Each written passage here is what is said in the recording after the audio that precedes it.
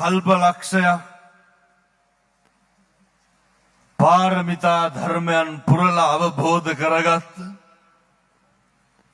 නිකලස් නිකලල් ශ්‍රී සද්ධර්මය මුළු මහත් ලෝකේ පුරාවටම බබලමින් බෞද්ධ ප්‍රබෝධයක් ඇතිවෙමින් ඒ ප්‍රබෝධයේ ආලෝකයෙන් ජාති ආගම් භේදයකින් තොරව ධර්මයේ වටා ජනතාව එක්කහු වෙන යුගයක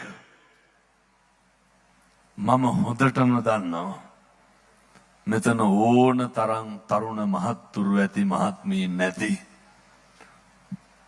බණක් අහන්න ආපු පළවෙනි දවසේ මෙතන ඕන තරම් පින්නතුන් ඇති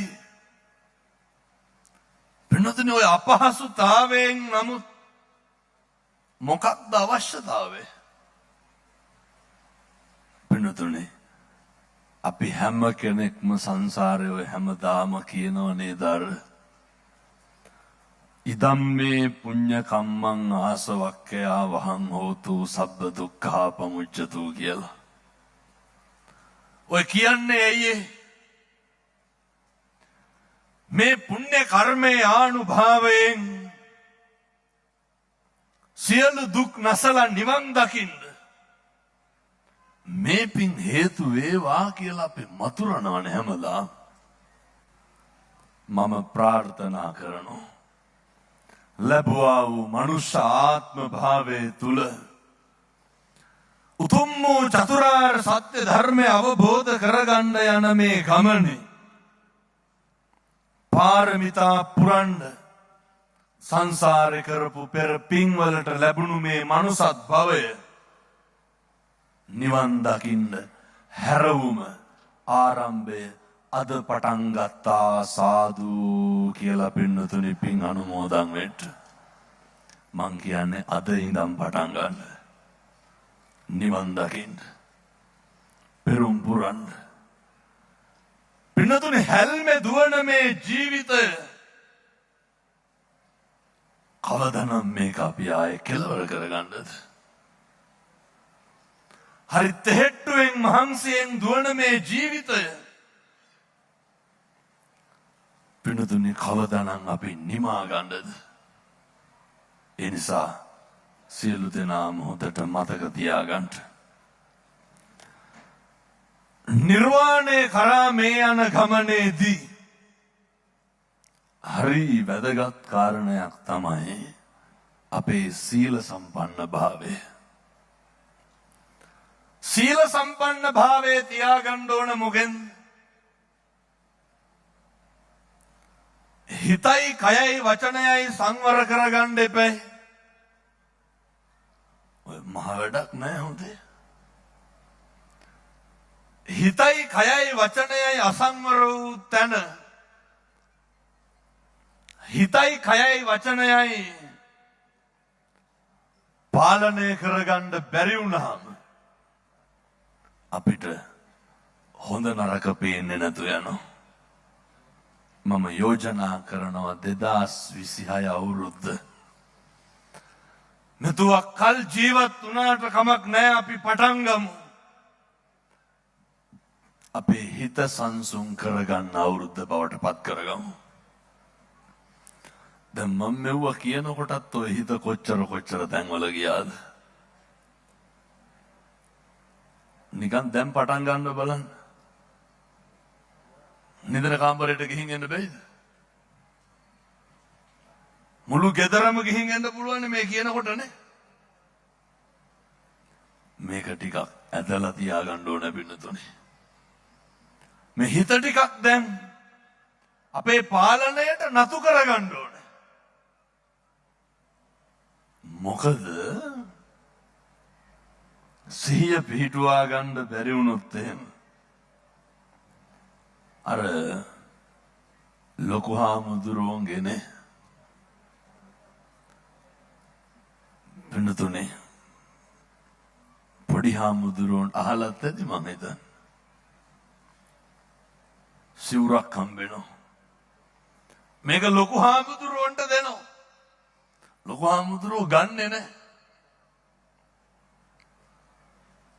සංඝරක්කිතාරෝ ලොකු හාරෝ කියනවා මට සිවුරු තියෙන ඕනේ නැහැ. මේකට හරියට හිතරි දෙනවා. එතකොට ලොකු හාරෝ කියනවා පොඩි හාරුන්ට පවන් ගහන්න වටාත්තෙන්. පවන් ගහනවා. පවන් ගහනකොට මොකද්ද කල්පනා කරන්නේ? පවන් ගහ කල්පනා කරනවා ලොකු හාමුදුරුවන්ට සිවුර දුන්නා ගත්තේ නැහැ. සිවුරු ඇරලා යනවා. දැන් පින්නතුනි පවන් ගහන ගමන් පොඩි හාරුන්ට මොනවාද මතක් වෙන්නේ? සිවුරු ඇරලා යනවා, කසාත බඳිනවා, හරක් මීච්චල් කරනවා. ඔබ මේව තමයි මතක් වෙන්නේ. හිතේ හැටි පින්නතුනි. ආයෙත් මතක් වෙනවා දැන් සිවුරු ඇරලා ගිහිල්ලා බිරිඳත් එක්ක කරත් එනවා. ලොකු හාමුදුරුවෝ බලන්න. මං කියන්නේ පින්නතුනි ඔය හිතට එන හැම එකක්ම ටිකක් පෙරලා ගමු. මොකක් හරි දැකලා හිතනකොට මේක පවුද පින්ද කියලා දැනගන්න පුළුවන්. එකම ආත්ම භාවය මොකද්ද? ඔය ගිනි කන වැටිලා වගේ ඉන්න සමහර මෙලෝදියක් පේන්නේ නැහැ. දැන් අර පොඩි හාරෝ පවන් ගහ කල්පනා කරනවා. දැන් බිරිඳත් එක්ක ආව දැන් පින්නතුනි මේ හිතනවා හොඳේ මේ හැබැයි එහෙම නෙමෙයි. බිරිඳ වැටුනොත් බිරිඳගේ අතින් දරුවා වැටුනොත් මොකද කරන්නේ? ගොනාට ගහන කෙවිතෙන් බිරිඳට ගහනවා කියලා කාටද වටාපතෙන් ගැහුවේ? ටොක් ගාලා ලොකු හාමුදුරුවන්ට ගැහුවා. කාට ගහනවා කියලා හිතාගෙනද? පොඩි එකා වැට්ටුවොත් සිවුර ඇල්ලලා ගිහලා බිරිඳට ගහන හැටි මේ. අපි පින්නතුනි ඔහොම තමයි. එහෙම වෙන්න එපා. ඕනම දෙයක් ගැන දන්නව නේද අපි අර ඉස්කෝලේ පහේ පන්තියේද කොහෙද නේද අර කරත් එක එන්න කලින් මුරුංගා ගහ කැපුවේ. තියෙනව නේද?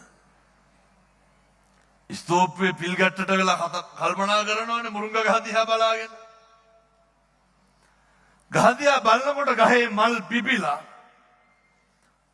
ගොයියට කල්පනා වුණා මල් පිපිලා දැන් මේකේ පළු දානවා, කරල් එනවා, කපනවා, පොළට අරයි යනවා, විකුණනවා. මේ පාර නම් කරත්තයක් ගන්නවමයි කියලා හිතාගත්තා. හිතලා ඉවරනකොට පින්නතුනේ කරත්තය අරන් ගෙදර එනවා. එනකොට කරත්තය ගන්න පුළුවන්ද? මුරුංගා ගහ කේමැද්දේ? ගෙනාව පොරව කැපුව මුරුංගා ගහ. ඔය ජීවිතේ මිනිස්සුන්ට අත්දැකීමක් නැතුව කලකිරීමක් ඇති වෙන විදිහට පරිණත වෙලා තියෙන්න ඕන. පැහැදිලිද දන්නේ මං කියන එක? අත්දැකීමක් නැතුව මොකක් හරි ගැන ආදීනව දකින්න පුරුදු වෙලා තියෙන්න ඕන. අපේ මැතිතුමාට දකින්න කලින් අත්දකින්න කලින් වෙන්නේ මොකද්ද කියලා කියන්න පුළුවන්කම තියෙනවා. නැත්තම් හත් ගහලා පුටු දාන්නේ නැහැ. ඒ ජීවිතේ තියෙන්න ඕන. මං හිතන්නේ එතුමාගේ අරමුණ තිබ්බේ වහිනවද නැද්ද කියන එක නේ. මිනිස්සුන්ට සැපෙන් සනීපෙන් බණ අහන්න ඕන කියන එක. මිනිස්සුන්ට දෙන්න ඕන. ආධ්‍යාත්මය ගැන සියල්ල මේ හිතත් එක්ක පදනම් වෙලා කරන ගනුදෙනුවක් නෙදී. මිනිස්සුන්ගේ සිතුවිලි හරි දුරට යනවා. මනුෂ්‍ය ආත්ම භාවයක් තුල තමයි දැන් බලන්නකො පින්නතුනි බෝධිසත්වයෝ අත්දැකීමක් ලබන්න කලින් අවබෝධයෙන් කලකිරුණේ නැද්ද? දැන් ඔය වයසට යන්න කලින් බෝධිසත්වයෝ ජරාව ගැන දැනගත්තානේ. ජරාවට පත්වෙන්න කලින් සතර පෙර නිමිති දැකලානේ මේක දාලා අභිනිෂ්ක්‍රමණය කළේ. අපිට තියෙන්න ඕන හොඳ පුරුද්ද මොකද්ද? පින්නතුනේ මේ සංසාරේ මේ පුරුදු ඇති කරගන්න මොකක් හරි කල කිරුණොත් පින්නතුනේ දැන් රශ්වය ගියාට පස්සේ ස්ථාලේ වහලව තේරුමක් නැහැ. ජීවිතේ හැම එකකම ආස්වාදේ විඳිනකොටම අපේ තරුණ මහත්තුරු පුරුදු වෙමු මේකෙන් මොකක්ද ලැබෙන ආදීනවේ කියලා බලාගන්න. උදාහරණයක් විදිහට ඔය මෙතනත් දැන් විවිධ ප්‍රදේශවලින් පනහඬ ඇවිල්ලා ඉන්නවනේ. අපේ ගෙවල් වලත් පින්නතුනේ අර කේන්ති යන උදවිය ඉන්නවනේ. ඔය බලන්නකො සමහරව ඉන්නවා ඇහැරවන්නත් බයයිනේ බුදියා ගත්තොත් ඇයි ඒ? බණිනවලු කේන්ති යනවලු. දැන් මම මේ කියන්නේ පින්නතුනේ නැති අපි බොහෝ තැන්වල දේශනා කරලා තියෙනවා. මම දැන් අතුරු ගිරියෙත් එන්න කලින් මේ දේශනාව මෙහෙම්මම කරා ඉච්චරටම වැදගත්. මේ හිස්සි බොහොම සිහියෙන් අපේ හිත විසින් අපිව පාලනය කරගන්න ඕන විදිහ මොකක් හරි කරන්න කලින් තව පාරක් හිතන්න බලන්න. මෙහෙම දේශනා කරන්න හේතුව තමයි අපි මේ කරන කියන හැම එකකටම මේ සංසාරේ කවදා හරි අපි ගෙවන්න දෙපැයි. මේ කරන කියන හැම එකකටම කුසල් අකුසල් විදිහට අපි පිටිපස්සෙන් එනවනේ. වෙන සියලු දෙනාම මතක තියාගන්න. ඔය හිතට ප්‍රමුඛතාවය මූලිකත්වය දෙනකොට මේ ඇතිවෙන සිතුවිල්ල තුලින් මට ලැබෙන්නේ අත්විඳින්න හම්බෙන්නේ සතුටක්ද දුකක්ද කියන එක හිතන්න. ඇස් දෙකට මොකක් හරි දැක්කහම ඇතිවෙන සිතුවිල්ල තුලින් මට ඇතිවෙන්නේ කුසලයක්ද අකුසලයක්ද කියන එක හිතන්න. ඇස් දෙකට පේන දේ, කන් දෙකට ඇහෙන දේ, දැනෙන ගඳ සුවඳෙනින් පිනුතුනි අපේ හැඟීම් ක්‍රියාත්මක වෙන්නේ. මේ ඉන්ද්‍රියන් වලට ගොදුරු වෙන, ඉන්ද්‍රියන් වලට ගෝචරය වෙන මේ රූප, ශබ්ද, ගන්ධ, රස, ස්පර්ශ මේ කියන කරුණු ටිකක් පෙරලා ගන්න පුරුදු වෙන්න. දවසට විනාඩි 10ක් විතර අරගෙන ටිකක් හොඳට කල්පනා කරන්න. අද දවස ඇතුළත මගෙන් මොකක් හරි වෙච්ච අකුසලයක් තියෙනවද කියන එක. මේවා පින්නතුනි දැන් ඔය පුළුවන් නම් අද ඉඳන්ම බලන්න. හේතුව එක දවසක්වත් පරක්කු කරන්න එපා. මෙහෙම බලන්න කල්පනා කරන්න පුළුවන් එකම ආත්ම භාවය මනුෂ්‍යාත්ම භාවය. මේ පින්නතුන්ට නිකමටවත් හිතෙන්නේ නැද්ද මේ ඇත්තෝ කොච්චර වාසනාවන්තයිද? ඔය ඇත්තෝ කොච්චර භාග්‍යවන්තයිද? හේතුව පින්නතුනි ඇවිදගෙන බණ අහන්න පුළුවන්. අපූර්වට ආපු විදිහටම යන්න පුළුවන්. හොඳට ඇහෙනවනේ. හොඳට බලා ගන්න පුළුවන්. අපි මෙහෙම ඉන්නකොටත් කොච්චර ඉන්නවදනේ වකුගඩු ඉල්ල අක්මා ඉල්ල මේ වෙනකොටත් දින නියම කරලා තියෙන සත්කමකට මුදල් එක්කහු කරනවා ජීවත් වීමේ අපේක්ෂාවෙන්. අපිට එහෙම ගැටලු තියෙනවා. මේ වෙනකොටත් ජරාවට ව්‍යාධියට පත් වෙලා මේ ධර්මයේ ගැන හිතනවා තියා තප්පර දෙකක් ජීවත් වෙන්න වතුර උගුරක් පල්හැට දාගන්නේ කොහොමද කියලා හිතන කල්පනා කරන දුප්පත් පෝසත් ભેදයකින් තොර කෝටිපති ප්‍රකෝටිපති අහිංසක දුප්පත් කොච්චර මිනිස්සු ඉන්නවද? කියමු බලන්න අපිට තියෙන අඩුපාඩුව. මොනවාද අපිට තියෙන ගැටලු? අර මතකනේ අර කොවිඩ් වසංගතය ආපු වෙලාවේනේ සල්ලිකාරයෝ මැරුන්නේ නැද්ද? මැරුණා.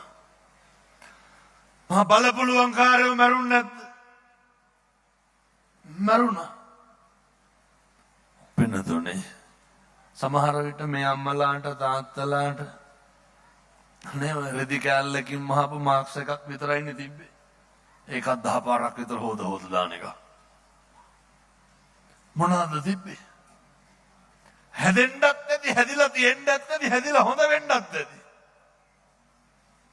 මේ වෙන දේවලුත් එක්ක තාම ජීවත් වෙලා ඉන්නෝ. නිකන් හිතෙන්නද පින්නතුනේ අපි හරි වාග්යවන්තයි කියලා. මම නම් කියන්නේ අපි හරි පින්වන්තයි පින්නතුනේ. ජීවිතේ තව ටිකක් බණ ටිකක් අහන්න. පව්පින් මොනවාද කියලා දැනගන්න. සංසාරේ නිවන් දකින්න යන ගමනේ චතුරාර්ය සත්‍ය ධර්මය අවබෝධ කරගන්න පාරමිතා පුරන්න දන් හැන්දක් දෙන්න හරි ඔය 4 හන්දි වළංගු තියනවනේ. සතෙකුට වතුර ටිකක් හරි දෙන්න පුළුවන්කම නැද්ද? මොකක්ද මේ අපිට හම්බෙලා තියෙන chance එක? මොකක්ද මේ ඉතුරු වෙලා තියෙන ස්වර්ණමය අවස්ථාව? මෙතන කවුරුත් ඉන්නවද අවුරුදු 7-800ක් ජීවත් වෙන? මේ උටුස් ගාලා නෙමෙයි. කෙස් ගහට මිස් වෙන ජීවිතනේ පෙන්වතනේ මේවා. ආහාර බලලා මෙහෙ බලනකොට මැරෙන්න පුළුවන්. එච්චරටම නමුත් තාම ඇයි අපිට මොකක්ද මේ හම්බෙලා තියෙන වෙලාව? එක දෙයක් මතක තියාගන්න. සබ්බ පාපස්සා කරණං කුසලස්ස උපසම්පදා සචිත්ත පරියෝදපණං ඒතම් බුද්ධාන ශාසනම් පින්නතුනේ. මේ සියලු බුදුවරුන්ගේ අනුශාසනාව ඇතුලේ ආධ්‍යාත්මික ශික්ෂණයක් ඇති කරන්න, ආධ්‍යාත්මික පෞරුෂයක් ගොඩනගන්න ඔය ජීවිතේ තාම ඉඩකඩ තියෙනවා. මම යෝජනා කරනවා මේ බැරිද පන්සිල්වත් රකින්න පටන් ගන්න. මහ දෙයක් ඕනේ නැහැ. අද කියලා හෙට බැරි වෙයි. මේ සංසාරේ කවදා හරි නිවන් දකින්න යන ගමනේ පින්නතුනේ කවදා හරි සීල සම්පන්න වෙන්න එපා. කවදා හරි බුදුන් සරණ යන්න නම් නේ අර අහලා තියෙනව නේද? කෝටි ගාණක් මහා සංඝරත්නයේ මහරහතන් වහන්සේලා හිටියට අගතනතුරු හම්බුනේ කී දෙනෙකුටද? 89කට විතරයි 80 මහා ශ්‍රාවකයන් වහන්සේලා. පින්නතුනේ නිවන් දකින්න සාක්ෂාත් කරන්න සංසාරේ කල්ප ගාණක් පෙරම් පුරන්න ඕනේ. ඒ පෙරම් පුරාගෙන යන ගමන ටිකක් ඉක්මන් වෙයි. සීල සම්පන්න වෙන්න බලන්න. මම මෙහෙම දේශනා කරන්න හේතුව ඔය අපි මේ කොරණ කියන හැම එකකටම කවදා හරි වන්දි ගෙවන්න එපා. මෙව බල්ලොන්ට බලලොන්ට කිව්වට තේරෙනවද?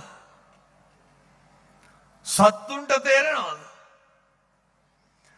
අදිෂ්ඨාන කරන් ගෙවල් දොරවල් වල ඉන්නකොට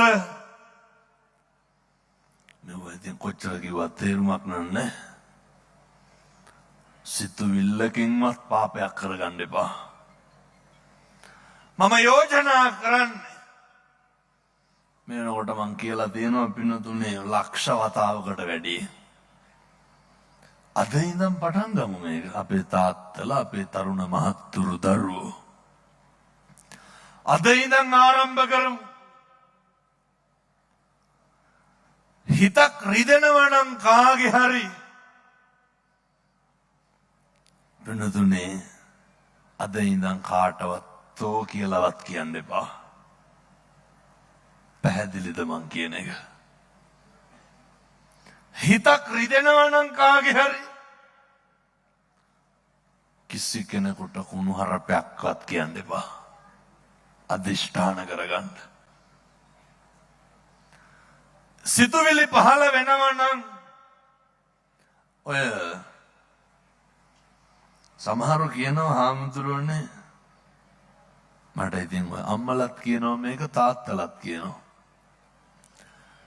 ගෙවල් වල ඉන්නවනේ පින්නතුනේ අර කුකුල් විදිහට කේන්ති ඇති වෙන උදවිය. හැරෙන්නවත් බෑනේ. මොකක් හරි කියලා අපි හිතමු අර ඇහුන්නේ නැති වුණාම මොකද කරන්නේ?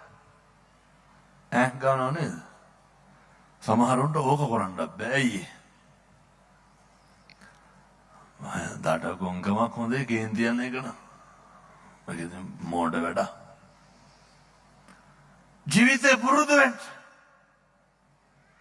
විනාඩි 10ක් විතර දවසට අරගෙන ඉස්සරලම හොඳට හුස්ම අරගෙන කල්පනා කරන්න. මම කවුද කියන එක විතරක් කල්පනා කරන්න. පුළුවන් නම් දැන් බණ අහන ගමන් කල්පනා කරන්න ඕ. මම කවුද කියලා. ඔය මම කේන්ති යන උදවියට කියන්නේ අද ඉඳන් කේන්ති ගන්න එපා. කේන්ති ඇතිවීම තමයි මේ හිත රවට්ටගෙන රැවටිලා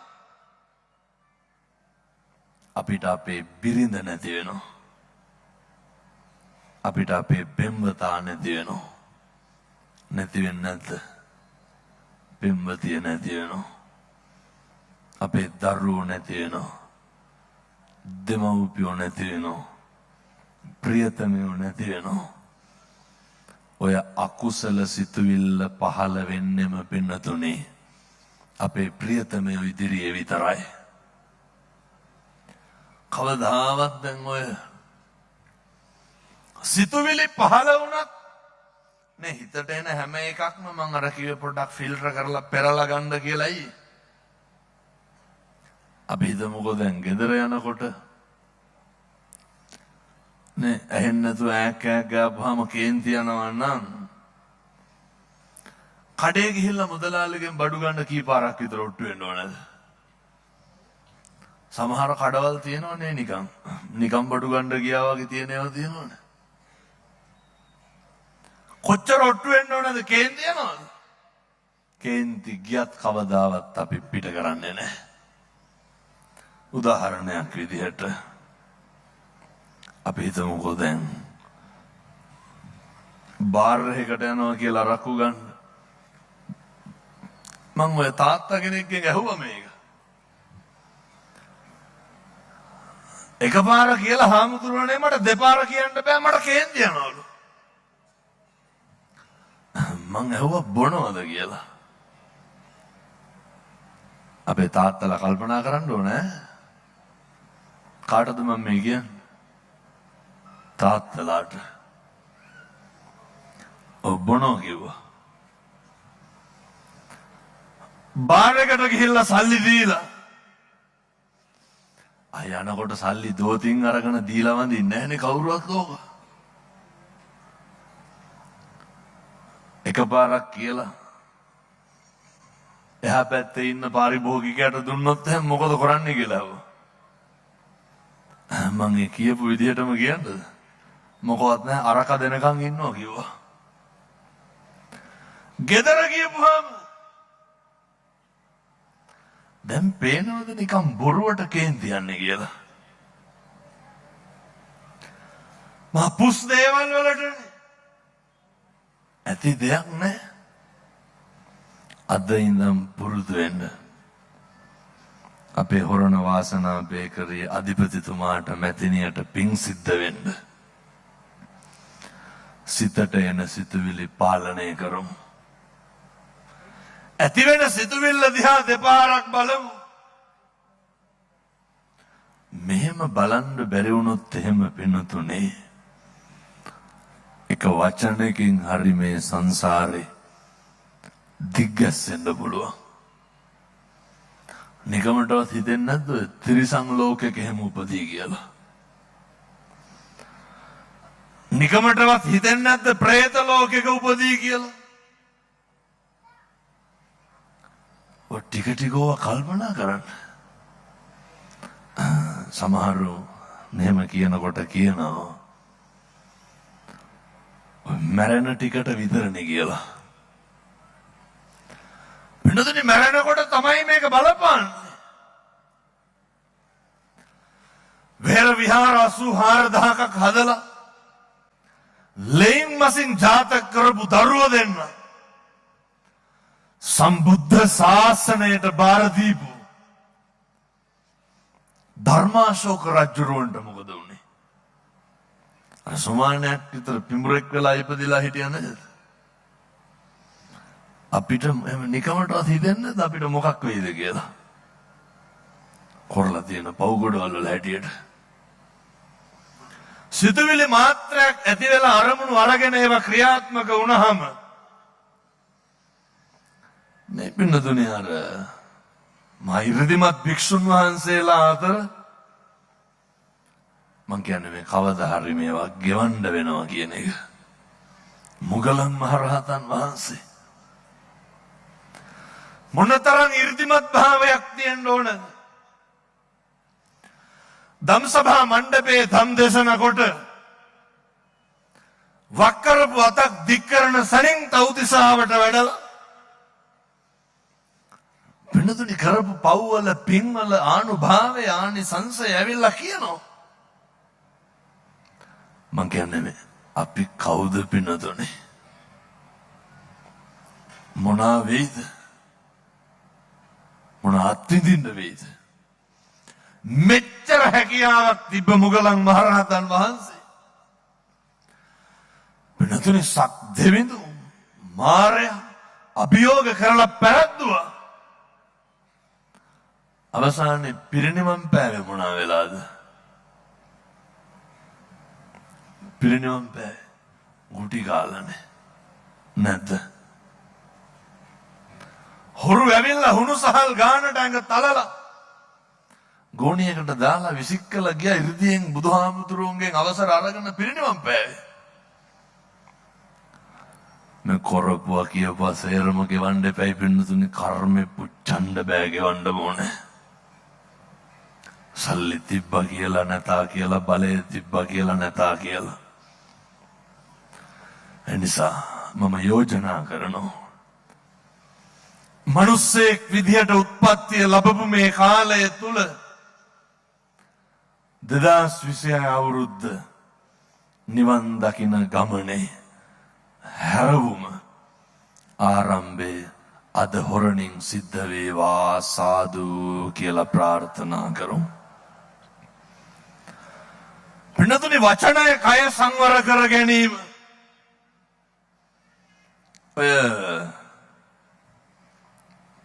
මං කියන්නේ ඔක අතන්ට පැහැදිලි වෙන විදිහටම කියන්න. පුළුවන් තරම් කටවල් පරිස්සම් කරගන්න එච්චරයි. මේ හොරණ එකට එක කියනවද ගෙවල් වල නැහැ. ඔයත්තුන්ගේ ගෙවල් වල කවුද එකට එක කියන්නේ? ඔය මතක් වෙන්නේ දහවලා කියලා. එකක් කිව්වොත් අනිත් පැත්තෙන් 60ක් විතර කියලා නවතින්නේ. දැන් මම මේක කියනකොට මේ බණ අහන මේ ඇහෙන සීමාවේ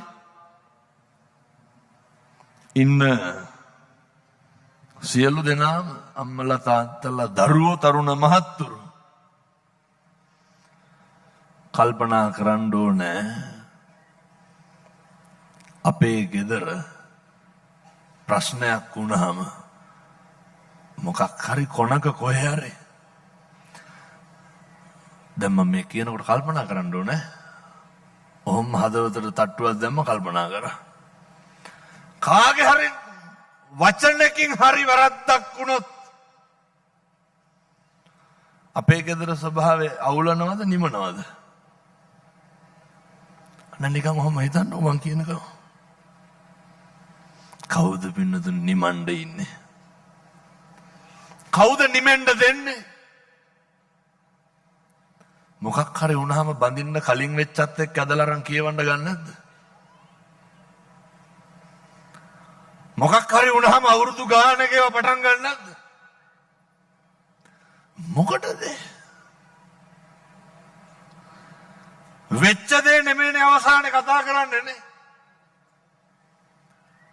එහෙනම් පුරුදු වෙන්න අර මංගල සූත්‍රේ බුදුහාමුදුරුවෝ උගන්වන්නේ ගාරවෝච නිවාතෝච. මට ඉරහඳාගේ විශ්වාසයි මම මේ වකිවට ඇත්ත හැදෙන්නේ නැහැ. මොකද මේ ජීවිතය යන පළවෙනි බණ නෙමෙයි මීට කලින් ඕන තරම් අහලා තියෙනවා. මම කියන්නේ පුරුදු වෙන්න. ඇවිලෙනකොට නිමෙන්න බලන්න. අර මම කිව්වා නේද ඉස්සල්ලාම කල්පනා කරන්න කියලා මම කවුද කියලා. මම මේ සියලු දෙනාටම කියන්නේ හොඳේ. හිතේ තියෙන මාන්නකාරකම උද්දච්චකම ඔය ලොකුකම වැඩි ඉන්න සමහරුන්ගේ එකනේ.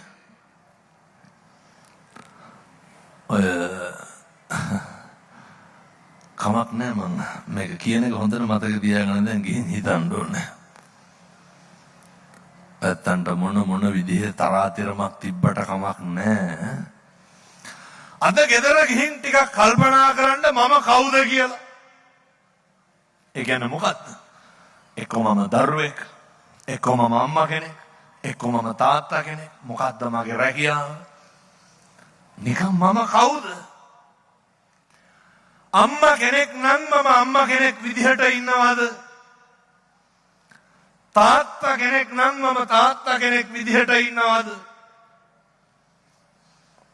අපි දෙමව්පියෝ නම් අපි දෙමව්පියෝ විදිහට ඉන්නවද? ඔන්න එක පැත්ත. මේවා අහලා තියෙනවනේ බුදුහාමුදුරුවෝ දේශනා කරන්නේ නේ මංගල සූත්‍රේ. මාතා පිතු උපට්ඨානන්නේ පුත්තදාරස්ස සංඝෝ. අම්මට තාත්තට සලකන එක අඹු දරුව පෝෂණය කරන එක. පින්නතුනේ ඔය ගෙදර පවුල කියලා කියන්නේ ඔය නිකන් අවතක්සේරු කරන්න පුළුවන් එකක්ම නෙමෙයි. පවුලක් කියලා කියන්නේ පින්නතුනේ සංස්කෘතිය. මොකටද ඔය ඔච්චර ගැහෙන්නේ? ඔට්ටු වෙන්නේ ඇයි? අපිට අපේ පවුලට දරුවන්ට මගෙන් කෙරෙන්න ඕන යුතුයකම් කරන්න.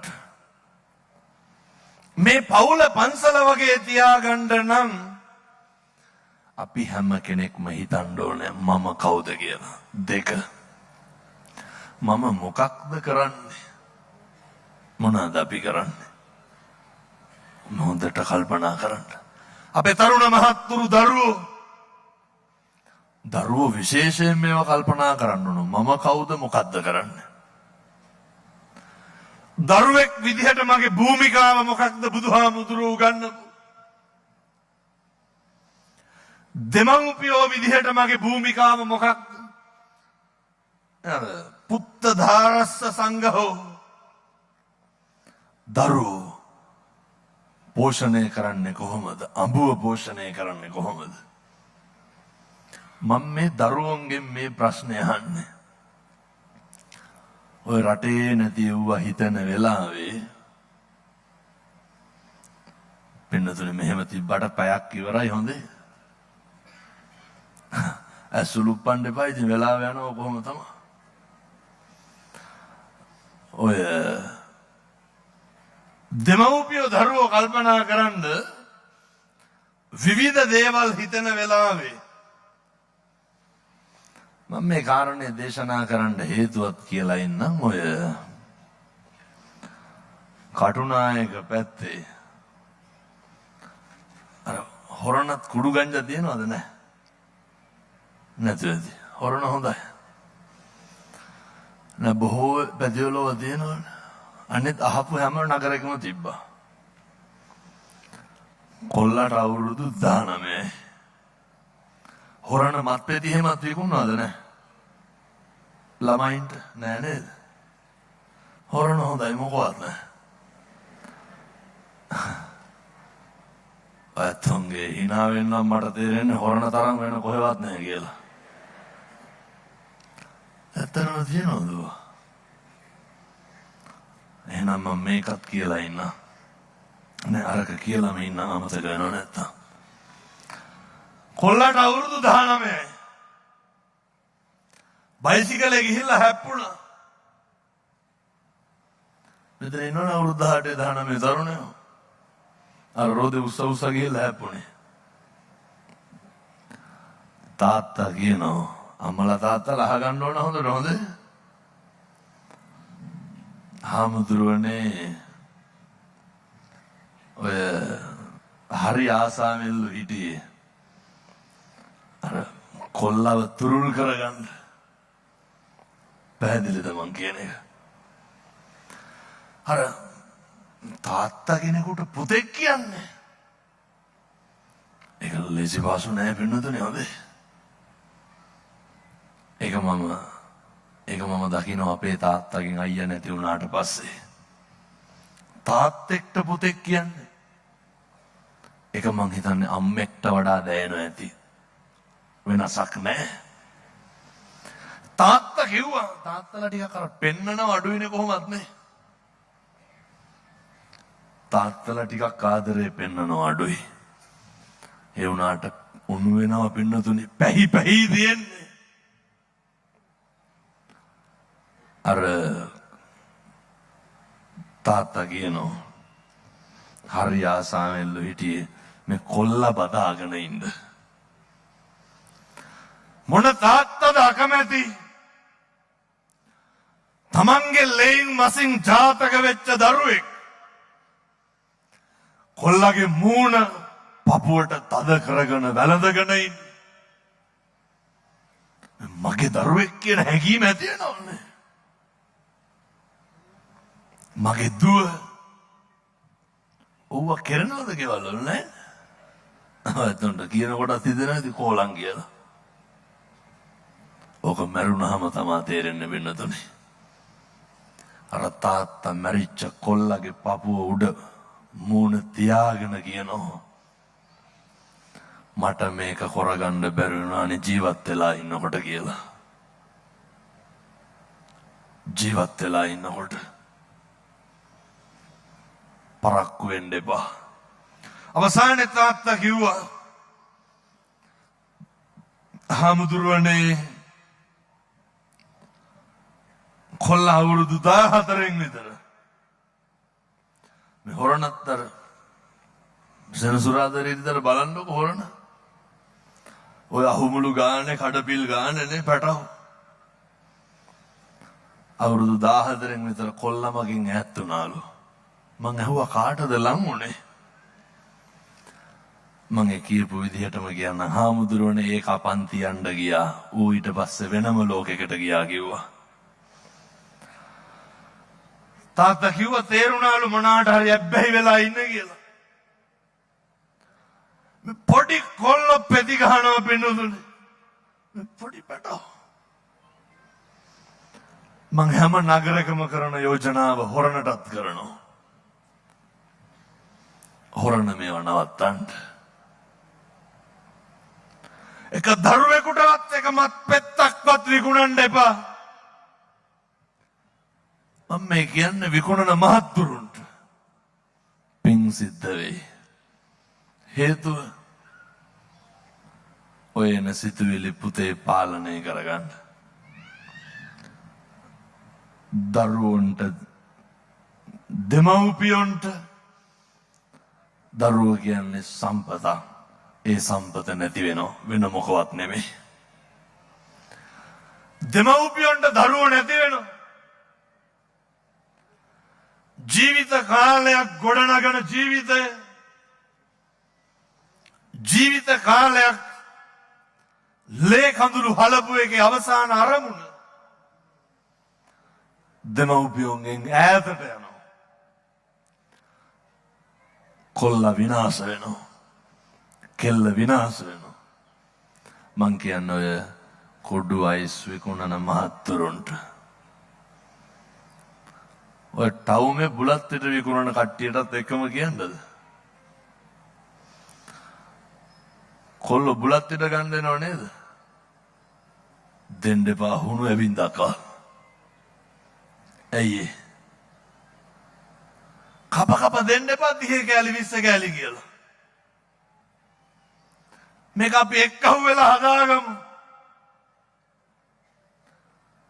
නොකිව්වට අම්මලා තාත්තලා දුක් විඳිනවා. මොන අම්මටද තාත්තටද පුළුවන් කොල්ල කුඩු ගහනවා බලන්න. මොන අම්මටද තාත්තටද පුළුවන් කොල්ල අයිස් ගහනවා බලන්න. විකුණන මහත්තුරුන්ට කියන්නේ නිකමට හරි හිතන්නකො මගේ දරුවෙකුට හමුණා නම් කියලා.